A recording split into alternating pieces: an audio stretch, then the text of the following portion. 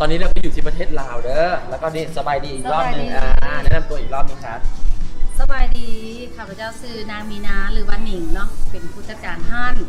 สหายของเราเนาะสหายแปลว่าอะไรเพื่อนใช่ไหมสหายแปลว่าโมเพื่อนก็คือร้านเพื่อนแม่ละคือมาเมากันแล้ววันนี้มีอาหารอีสานด้วยใช่ไหมแม่ที่ลาวส่วนใหญ่เขากินอะไรกันการสลายจะกินเป็นพวกลาบลาบตำบักฮงแล้วก็มีปิ้งเนาะปิ้งเนาะปิ้งแบ่แบบนี้เนาะโอเคเรามาถึงนี่เราอยากลองกินอาหารพื้นเมืองนะเราเข้าไปดูอันนี้อาหารพร้อมมานะเข้าไปดูเลยอ่ะแนะนำจานแรกเลยอะไรที่ว่ามาเลยครับนี่อะไรเอ่ยจานแรกตัวนี้ก็คือ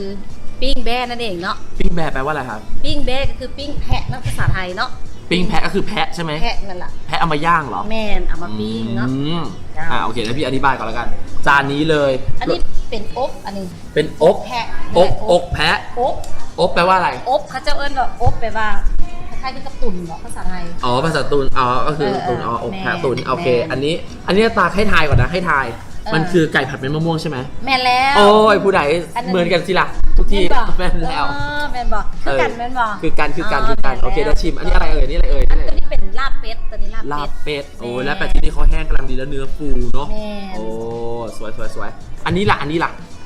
ปลาดุกฟูปลาดุกฟูของพวกเขานี่เผ็ดน้ำมันน้อยๆเราก็สลายฟูกินกับน้ำจิ้มตัวนี้แซ่บหลายเด้อโอ้พระเจ้าจอร์จโอเคอันนี้ล่ะครับตัวนี้เป็นปิ้งเป็ดเนาะปิ้งเป็ดแปลว่าอะไรปิ้งเป็ดเป็ดภาษาไทยปิ้งแปลว่าอะไรย่างนะย่างเป็ดย่างแต่นี่คือมาซอยหั่นซอยแล้วกับมาซับเป็นตอน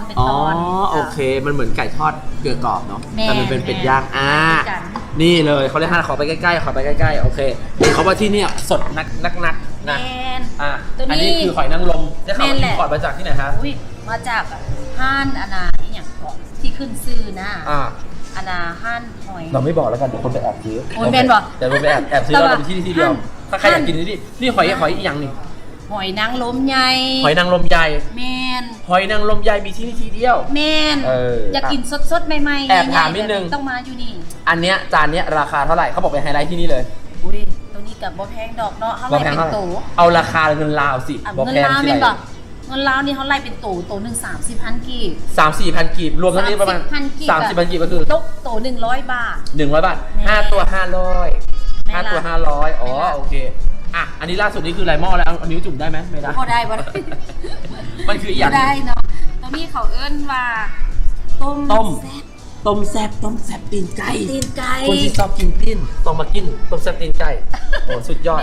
เดี๋ยวก่อนที่เราจะกินกันอันนี้ก็คืออาหารเมนูอาหารวันนี้ที่เอามาเลี้ยงแล้วก็มาอยากจะบอกคนใดสนใจมาอันนี้อยู่ถนนอะไรบอกทีนึงถนนอะไรห้างของพวกเรานี่ตั้งอยู่ถนน450 ปีตรงกันข้ามกับคิวรถสายใต้นั่นเองถ้าท่านใดไกลไปกันมาแมนจากสนามบินแล้วมาเลยใช่ไหมแมนจากสนามบินทุกขี่เข้ามาทางในเมืองบางฮอดปุ๊บจะมี4แยกเนาะ4แยกมันจะเป็นไฟแดง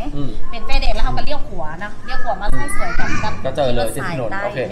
อันนี้เปิดทุกวันไม่เปิดตั้งแต่กี่โมงเปิดทุกมื้อเนาะเขาจะเปิดกันตอนเช้า10 โมงเช้าเนาะจนกลัวฮอต11 โมงกลางคืนโอเคแล้วที่นี่ยังมีดนตรีสดอีกก็มันจะเริ่มด้วยแล้วมีคาราโอเกะด้วยคาราโอเกะแล้วคนไทยมาอยากจะร้องเพลงไทยร้องได้ไหมได้ด้วยเพลงลาวอยากร้องเพลงลาวเพลงจีนเพลงอย่างมีเวิร์ดเนาะแล้วนี่พนักงานคัดหน้าแล้วสวยงดงามแล้วก็ได้มากโอเควันนี้ขอบคุณมากๆนะครับสำหรับวันนี้ขอบคุณครับเดี๋ยวเป็นหม่ำก่อนเนาะโอเคขอบคุณครับจะละลายเนาะ